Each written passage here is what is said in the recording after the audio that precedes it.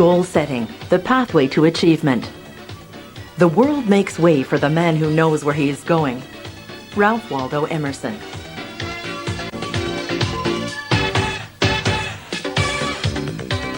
So far we have talked about your inner voice and how you can control it. How you can change negative beliefs into powerful ones. How you can have a healthy attitude. How you can control your emotions and how to change negative behaviors. I then introduced you to the 10 powerful keys to success. Now, I am going to show you how you can set your own goals and create a positive future. First, let me tell you a story.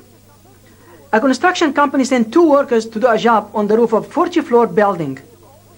The 2 men took all their go-out material with them into the building. They noticed that the elevator was not working, and without hesitation, decided to take the stairs. They climbed nearly 1,000 steps and arrived exhausted.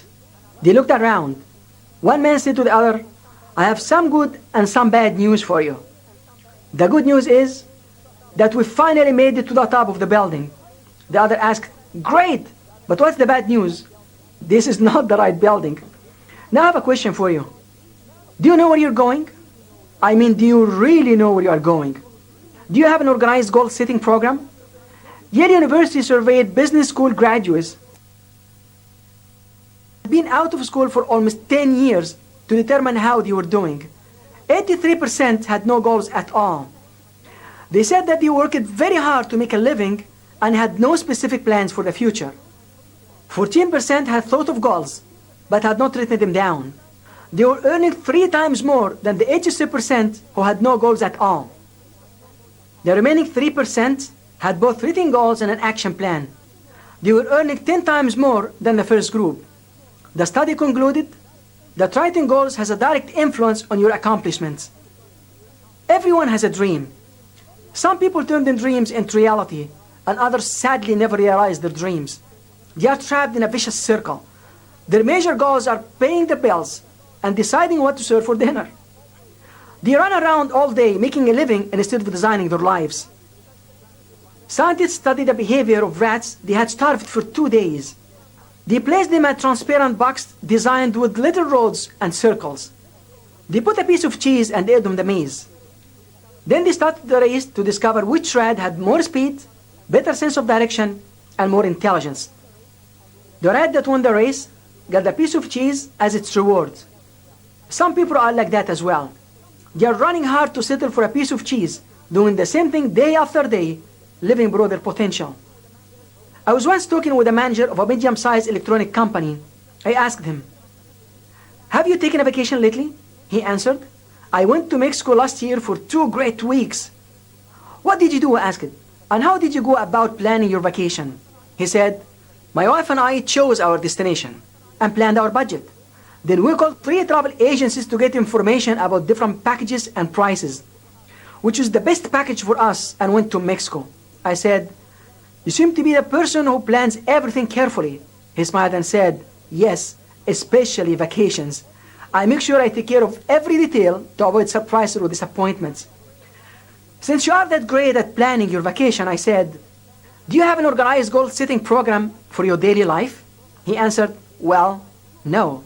It requires too much time, and I do not have that time. Besides, I know what I want. I have it all in my head." This person plans his vacation carefully to ensure their success, but he does not bother to take the time for his life. Another person said, "I do not really believe in goal settings. I found it to be a complete waste of time.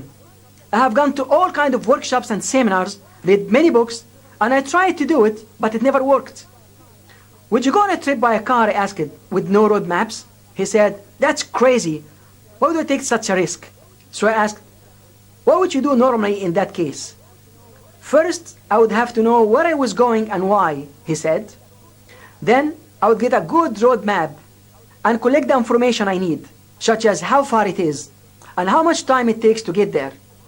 Then I asked him, "What would happen if you didn't prepare before your trip?" He answered, "I would get lost. Anyway, I would never take a trip without careful planning." Here is another person who refuses to go on trip without very careful planning and road maps, but he does not believe it is important to plan for his entire life. He goes through life without directions or roadmap. Charles Givens wrote in his book, The Super Self, without goals, you can end up living from problem to problem instead of opportunity to opportunity. Thomas Carlyle said, a man without a purpose is like a ship without a rudder. They will both end up on the rocks. So what is a goal? Why do most people set goals? And why is it important to have goals? A goal is a dream in action. It is what you work for and not what you simply hope for. It is the flashlight that guides you in the dark and helps you to reach your destination. There are 5 reasons why most people don't set goals. Number 1, fear. Fear is the main enemy of man. People may fear failure, the unknown, rejection, and even success. They all lead to the same road, pain. Human beings will do anything to avoid pain. Most people avoid pain even if it is for their own benefit. Most fears we have are the result of experiences which were painful in one way or another. Fear prevents us from taking action because we believe we might fail. Most people failed in the past and might fail again, so they learn to live without a goal-setting program. Zig Ziglar called fear false evidence appearing real. Horace said, who lives in fear will never be a free man. Unless we learn how to conquer fear, we'll be trapped in illusion and self-doubt. As Franklin Roosevelt said, the only limit to our realization of tomorrow will be our doubts of today. 2, self-image. Dr. Joyce's brother said, you cannot consistently perform in a manner which is inconsistent with the way you see yourself. Poor self-image is reflected in the way a person looks, the way he dresses, his relationships, his performance, and even his way of living. A poor self-image causes a person to feel that he is not good enough and that success is for others and not for himself. He becomes a part of what Zig Ziglar calls the wandering generalities, who have only a vague idea of what they want. The good news is that poor self-image is only learned and can also be changed. Unless a person works on his poor self-image, he will settle for anything and accept whatever comes along. He will not see the value of goal setting and will not even try it. As Dr. Larry Kempsey said, the biggest failure of all is the person that never tries. And as John F. Kennedy said, once you say you are going to settle for second, that's what happens to you in life. 3, procrastination. Procrastination is the thief of time, Edward Young said. Procrastination is putting off for tomorrow what you can do today. You say to yourself, next week, I'll sit down and plan my goals. After all, I only have one life to live, and I might as well plan for it. Next week comes, and you say, I don't feel good today. I'll start tomorrow. When tomorrow arrives, you say, look at the weather. It is gorgeous. We have not had such beautiful weather in years. I'm going out. I'll plan my goals later. Do you get the picture? You now believe that you have one life to live and that your life must have goals, but you still do not take the steps to set and achieve these goals. 4, belief. Some people do not believe in the value of goal setting. They believe it is a total waste of time. They will give many reasons why goal setting is useless and can give examples of people who do not believe in setting goals but are successful anyway. They are like the smokers who know someone who is 100 years old and still smokes. Yes, of course, not all of the 97% who do not set goals are failures, but the majority face more difficult times than the person who plans and anticipates. William Shakespeare said, there is nothing either good or bad, but thinking makes it so. It is your way of thinking about goal setting that causes you to live without it.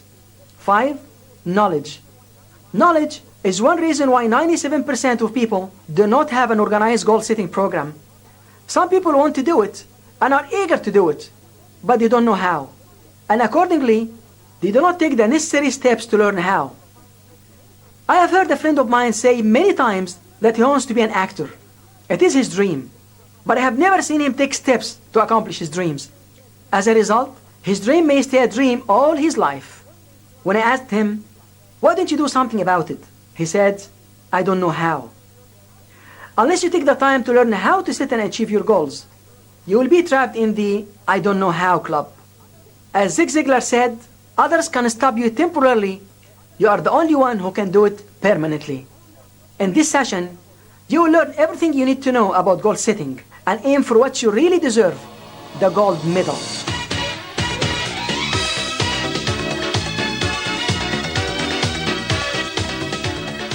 Why is it so important to have goals?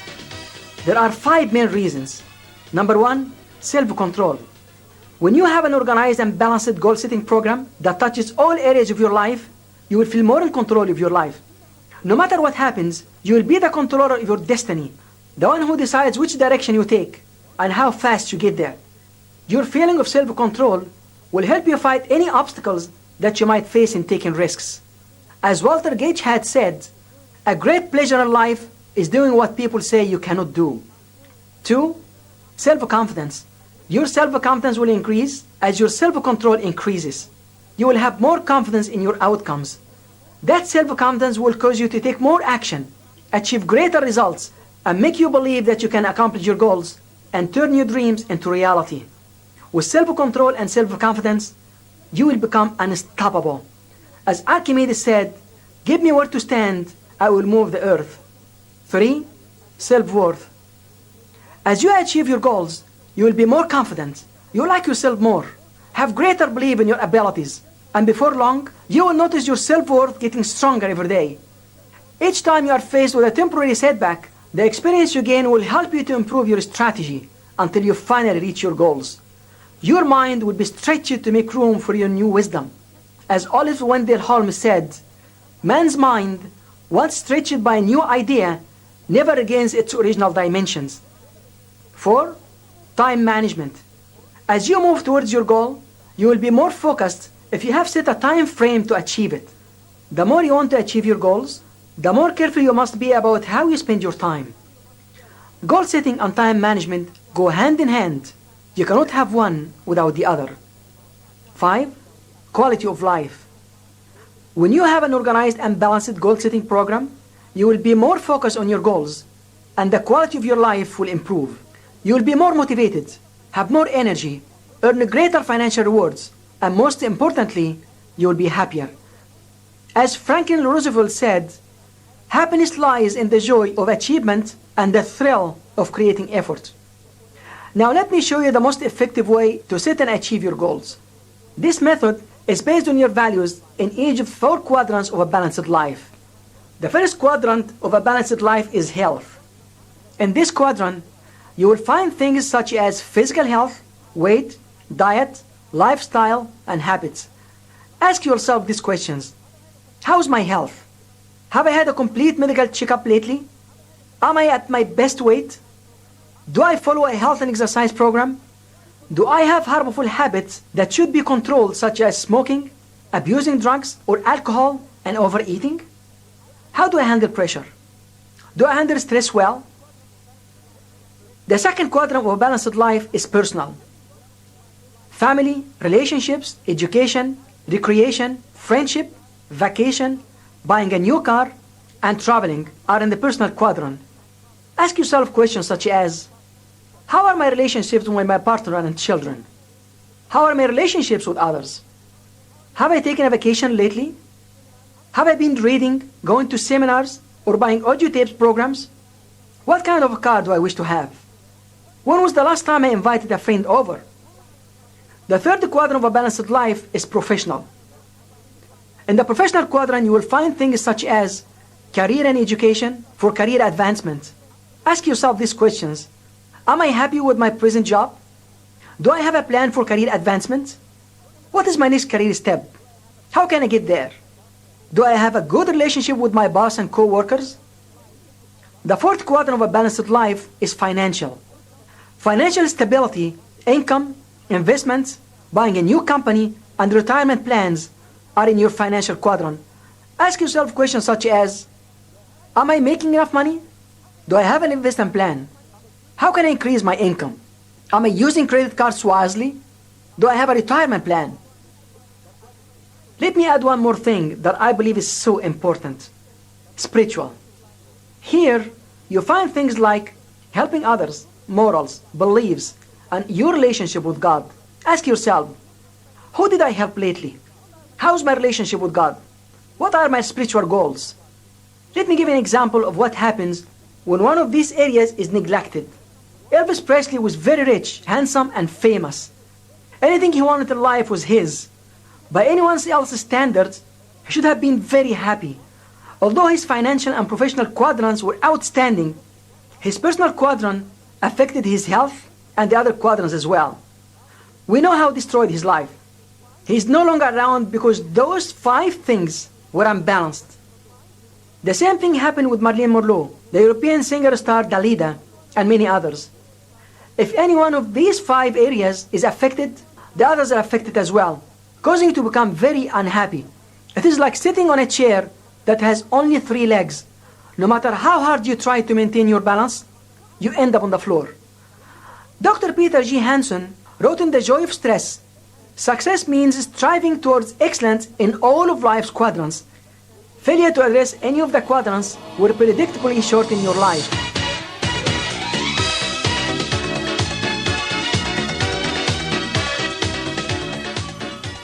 In order to be happy, you need to make sure that all of the quadrants are balanced. You might be saying, how in the world can I balance my life? Here is how. 1. Pay attention. Sometimes we do things automatically. We do not notice and observe what we are doing. Let me ask you a question. Have you ever put your keys somewhere, but later forgotten where you placed them?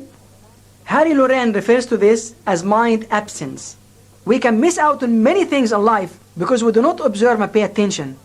Sometimes when you are working hard all day, you might not pay attention to your health or to your relationship with your spouse and children. Noticing, observing, and paying attention is the first step in balancing your life. Virgil said, "Happy is the man who could search out the causes of things." 2. Ask yourself questions. Just as you ask yourself to develop a business marketing plan, you should also ask yourself personal marketing questions. They are, A. What am I now?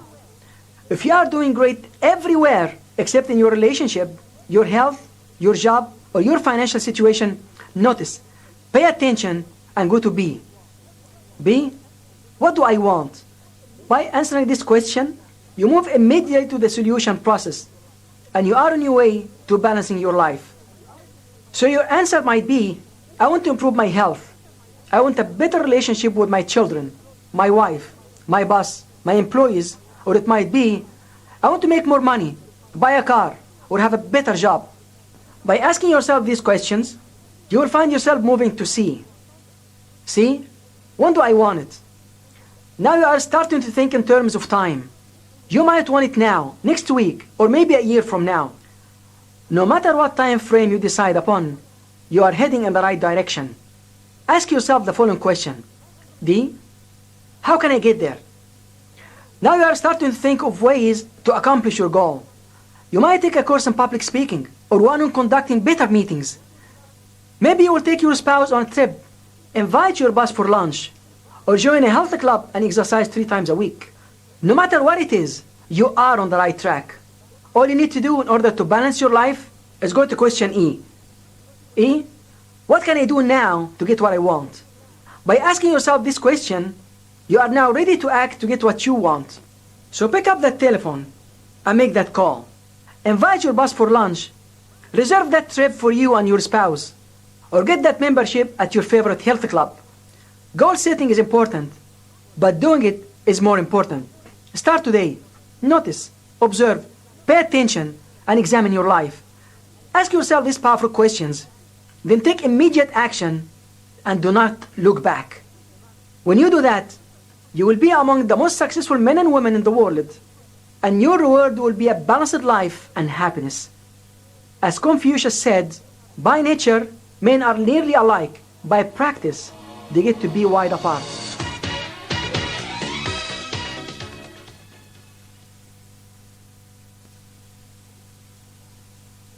Now, you know how to have a balanced life. Let me ask, what is the most important thing in your life right now? Answering this question will clarify your values. In prioritizing your goals, you first need to establish your values and what's really important to you in each and every area of your life.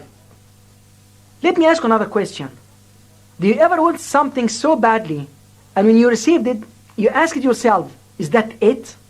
Or why am I not happy? If you did, it is because what you wanted was not based on a solid value. Let me give you an example. At one of my seminars, a woman said, I've always wanted to get married. So I did. But after a few days of marriage, I discovered that I was not really happy. I asked myself why. I noticed that my main values were to have more freedom, to travel, and continue my education. In less than 1 year, I was divorced. That's an example of realizing what you want and what's really important to you. If those are in conflict, you will experience negative emotions and confusion.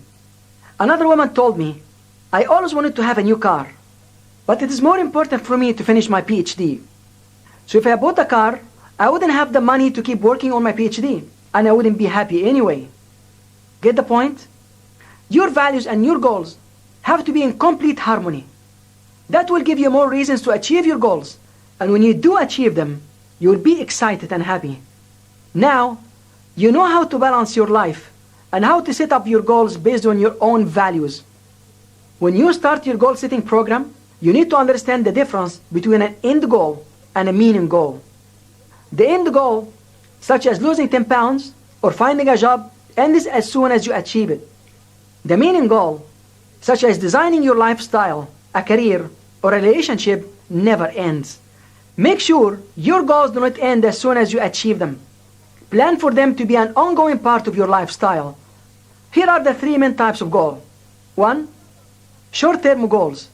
This type of goal usually lasts from 15 minutes to a year. An immediate short-term goal might be what to do at your next meeting, an important report or project you need to prepare, a course you want to take, a vacation or a specific amount of money you want to have. Short-term goals are an excellent way to get into the habit of setting goals. 2. Mid-term goals. This type of goal has a time frame of 1 to 5 years. In this range, you find things such as a diploma or a degree you want to have, planning the next step of your career, changing your car, and so on. Mid-term goals are an excellent continuation of short-term ones, in the sense that they help you become more committed to achieve your goals. 3. Long-term goals. This type of goal setting covers the rest of your life. Its aim is to design your lifestyle, where you would like to live, and the relationship with your spouse and your family.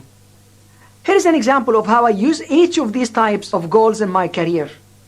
A. Short-term goals. Start out in any position at a 5-star hotel. I was a dishwasher. Studied the hotel business for 1 year. I received certification from the Hotel Institute of Quebec, service section. B. Mid-term goals. Become a department manager. I became a dining room manager. Obtain diploma in hotel management. I did.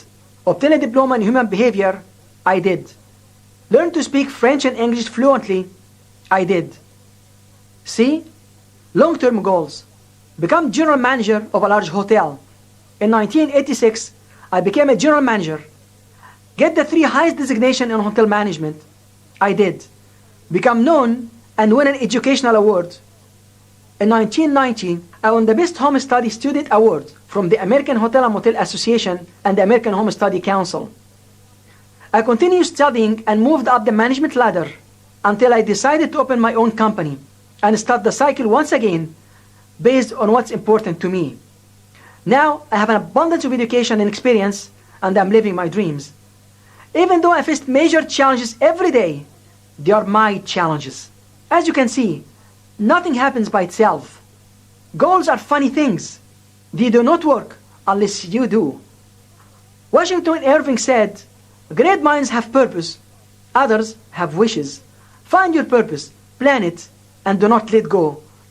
Earl Nightingale said, to achieve happiness, we should make certain that we are never without an important goal. You now know how to have a balanced life based on what's important to you. You also know the 3 types of goal. Now, let me give you the 12 most important principles of goal setting. 1. Know what you want. As Dennis Whitley wrote in The Joy of Working, to get somewhere, you must first know where you are going. You have to know what you want in order to attain it. Knowing what you want is the first step to achieving it. 2. Your goal has to be worthy, realistic, clear, and specific.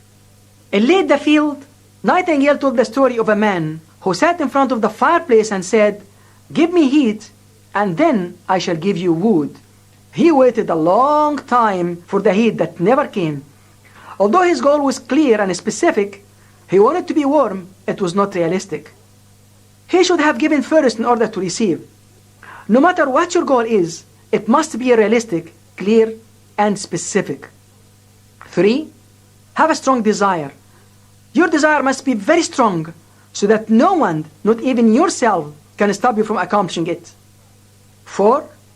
Visualize your goals. Once you have an idea of what you want and a burning desire to achieve your goal, you need to sell your idea to your subconscious mind. Visualization is the link between the conscious and unconscious minds. So visualize your goal, make it vivid and real. The more vividly you see yourself accomplishing your goal, the more your goal will be established at a deeper level in your subconscious mind and have a power of its own. In metaphysical science, we say that the mind is like a magnet. When you see yourself achieving your goal, you will attract people, situations, and circumstances that will help you achieve your goal. Visualize your goal until they become part of your life. 5. Take that decision. Let's recap. So far, you know what you want, and you are sure it is worthy, specific, clear, and realistic. You have a strong desire to achieve it, and you see yourself achieving it. Now it is time to make conscious decision and declare to yourself that you are going to achieve this goal. Tell the people you love and those you already know will support you. Your decision will determine your destiny, and the moment you consciously decide on a goal, you are on the road to achieving it. 6. Your goal must be in writing. Lee Iacocca said, "Writing your goals is the first step in achieving them." And Brian Tracy said, "It all begins with a pencil, a sheet of paper, and you." When you sit down and write your goals, you are using two forces of human power. First, physiology, holding the pencil and moving your hands. Second, mental focus. You think about your goals, you see your goals, and you read your goals. You hear your internal voice repeating your goals, and all your feelings are involved. Writing your goals is another way for you to prove that you want it and that you can do it. 7. Set a time frame for your goals. Goals without time limits are only wishes. Can you imagine a hockey game without time limits? The players would play forever. When you set up a time frame for your goal, you are committed and motivated to accomplish it within that time frame. It is important to plan when you want to reach your goal, but it is also important to set a realistic time limit within which you feel you can accomplish it. 8. Know your resources. What are your resources? What are you good at? Your resources could be anything at all in your quadrants. Education, experience, a friend who supports you, family, and finances. Who can help you? List all your resources and the names of non-judgmental people who can help you. Write down all the resources you have or need in order to accomplish your goals. 9. Know the obstacles that you might face. Anticipate problems that you might face and find solutions for them. This way, you will be equipped with a powerful self-defense against any problem that you might encounter. Terry Pratchett said, "It is not how many times you get knocked down in life that counts. It is how many times you get up." 10. Take action. Planning is good. Knowing what you want is great, but if you don't put your plans into action, you will get nothing. Alan Cox said, "Acknowledge that dreams are needed, but it is the quality of execution that determines if they come true." Aristotle said, "A man is the origin of his actions." Put your plans into action. 11. Evaluate your strategy. An adventurer wanted to get to the top of a mountain. It took him the whole day to do it. When he finally arrived on the top, tired, sweating, and exhausted, he noticed another man sitting on the ground. The climber approached the other man and started complaining about how hard it had been to get to the top of the mountain. The man smiled and said, "The next time you want to climb this mountain, go around on the other side. You will find a tramway that brings you here safely and comfortably for only $1. If the adventurer had evaluated his plans, he would not have spent his time and energy going the long and hard way. My point is simple. When you take action, evaluate your plans and change anything that needs to be changed. It is better to make any change now than to be disappointed in the end. 12. Be persistent. I believe that the road to success is always under construction. Walt Disney was committed. That's why his dreamland exists. Thomas Edison was committed. That's why his dream was achieved. You too can achieve your goals. Commit yourself and don't let anything you cannot do interfere with what you can do.